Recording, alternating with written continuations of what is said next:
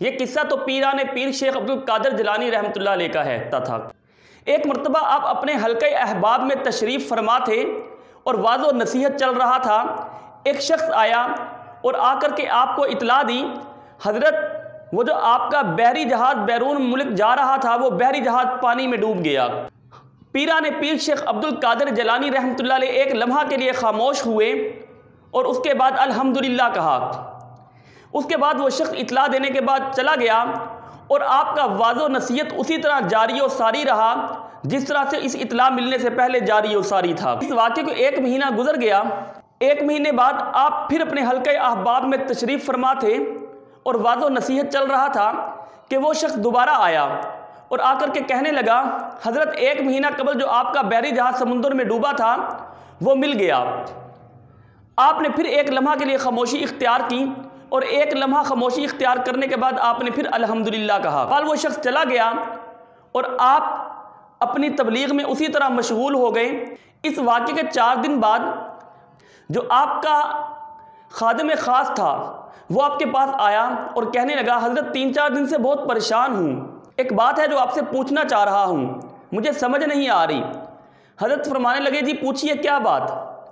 वो खादिम ख़ास कहने लगा, हज़रत महीना पहले जब आपका बहरी जहाज़ समुंदर में डूबा था, आपका लाखों का सामान उसमें था, लाखों का सामान पानी की नज़र हो गया, पानी में बह गया।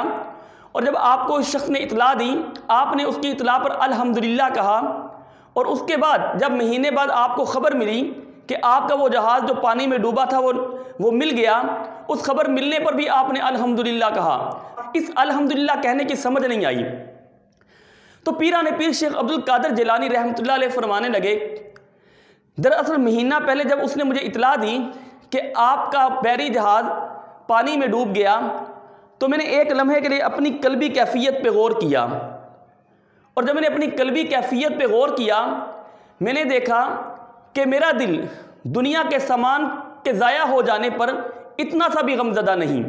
दुनिया का सामान था वो ज़ाया हो गया, पानी की नज़र हो गया, लेकिन मेरे दिल को इतना था भी मुलाल नहीं था।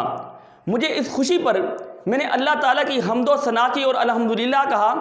और इसके बाद जब 1 महीने बाद उस शख्स ने मुझे दोबारा इतला दी कि आपका वो बहरी जहाज़ जो पानी में डूबा था वो मिल गया, मैंने फिर अपनी कल्बी कैफियत पे गौर किया।